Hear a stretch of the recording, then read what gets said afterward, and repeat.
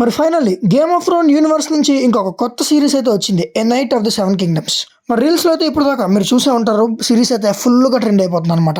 మరి మీరు game of Thrones చూస్తుంటే అందులో మెన్షన్ చేస్తారు అని. మరి అంత పెద్ద బుక్ లో sir Arthur the Dayne the sword of the morning కన్నా మరి sir Duncan the tall mention చేశారంటే must be in quite a man అని చెప్పి జోఫ్రీ అంటాడు. మరి అలాంటి మ్యాన్ గురించి ఒక సిరీస్ వస్తుందంటే ఖచ్చితంగా ఎక్స్పెక్టేషన్స్ అయితే హైలోనే ఉంటాయి.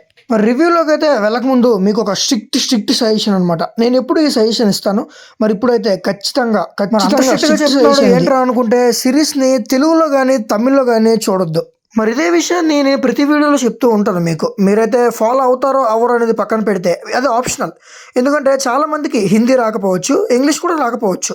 మరి అలాంటప్పుడు అయితే తెలుగులో చూడడానికి ట్రై చేస్తారు, చూడొచ్చు. మరి ఇదైతే ఇంగ్లీష్ రాకపోయినా సరే, హిందీ రాకపోయినా సరే తెలుగులో మాత్రం ఖచ్చితంగా చూడొద్దు. మరి ఎందుకు చెప్తున్నాను అని చెప్పి మీకు ఈ పాటికి అర్థమై ఉంటుంది. ఎందుకంటే ఇన్స్టాగ్రామ్ ఫాలో అవుతుంటే మీరు ఇన్స్టాగ్రామ్లో బాగా ట్రెండ్ అయితే అయిపోతుంది ఒక సీన్. మరి చాలామంది ఆ సీన్ చూసా కూడా తెలుగులో చూడడానికి అయితే ట్రై చేస్తున్నారు. అలాంటి వాళ్ళకైతే సహస్ర దండాలు.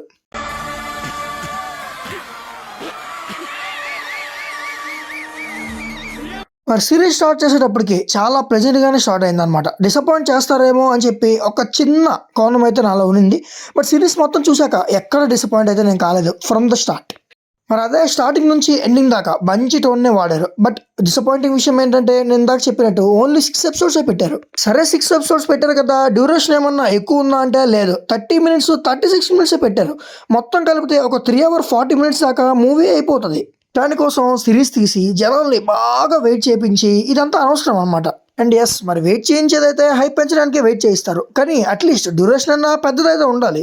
మరైతే సర్ డంకెన్ ఎవరు? తను ఒక హెడ్జ్ నైట్ అనేది ఎలా అయ్యాడు? ఒక హెడ్జ్ నైట్కి 4 pages రాసే అంత స్టోరీ అనేది ఎలా వచ్చింది? మరి ఆ స్టార్ట్ చేసే ప్రొసీజర్ అనేది నాకు చాలా బాగా నచ్చింది. ఎమోషనల్ టచ్తోనే స్టార్ట్ చేశారు కాన్సెప్ట్ అండ్ స్టోరీని. అండ్ ఫస్ట్ 3 episodes అయితే నాకు చాలా అంటే చాలా బాగా నచ్చిన విషయం టోటల్ సిరీస్లో అంటే మరి ఎగ్ అండ్ డంక్ బాండింగ్ అనమాట. మరి ఎగ్ అండ్ డంక్ అయితే సొంత అన్నదమ్ముల కన్నా చాలా ఎక్కువగా ఉంటారు. మరి ఎగ్కి అయితే 3 brothers ఉన్నారు. First brother Daeron, second brother Aerion and third brother Aemon.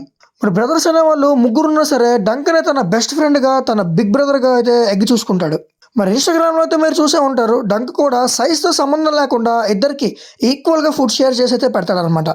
మరి ఒక 17-year-old అండ్ 7-year-old బ్రదర్స్ లాగా ఎంత బాగా కలిసికట్టుగా ఉన్నారో ఫస్ట్ 3 episodes చాలా బాగా చూపించారు. ఎస్, మరి చాలా మంది తెలియకపోవచ్చు, డంక్ ఏజ్ అయితే 17 అనమాట ఆ టైంకి. మరి చూడడానికి అయితే 17-year-old అయితే ఉండడు, ఎందుకంటే యాక్టర్కి 17 కావు కాబట్టి. మరి ఉన్నవైతే 6 episodes మాత్రమే కాబట్టి థర్డ్ ఎపిసోడ్కి ఒక ట్విస్ట్తో అయితే ఎండ్ చేశారు. అది మీరు సిరీస్ చూసి తెలుసుకోండి, స్పాయిల్ చేయాలని అయితే నాకు లేదు. అండ్ మరి ఆ ట్విస్ట్ చూసాకైతే త్వరగా రివీల్ చేసిన ఫీల్ వస్తుంది, ఎందుకంటే ఎపిసోడ్లు 6 కాబట్టి. మరి ఎపిసోడ్ 4 నుంచి ఎపిసోడ్ 6 దాకా చెప్పాలంటే అబ్సల్యూట్ సినిమా అంతే.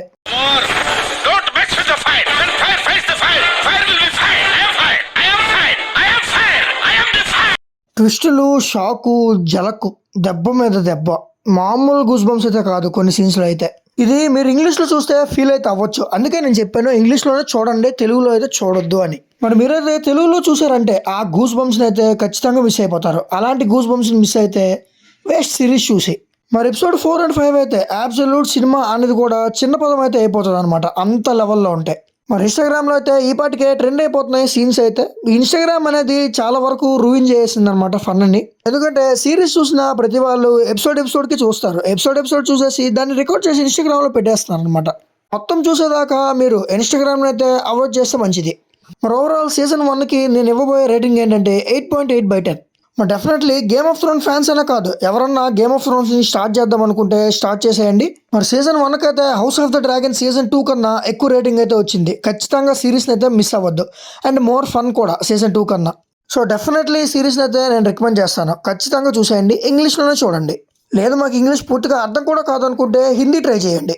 బట్ మళ్ళీ చెప్తున్నాను, మీకోసమే చెప్తున్నాను, తెలుగులో అయితే చూడొద్దు, తమిళ్లో కూడా చూడొద్దు. మరి రివ్యూ వీడియోకి అయితే ఇంతే, తర్వాత మళ్ళీ కలుద్దాం, వేరే మూవీ రివ్యూతో కలుద్దాం. అప్పటి వరకు బాయ్. ఛానల్ అయితే సబ్స్క్రైబ్ చేసేయండి, వీడియోని లైక్ చేసేయండి, ఫ్రెండ్స్ అండ్ ఫ్యామిలీకి షేర్ చేసేయండి. Thanks for watching.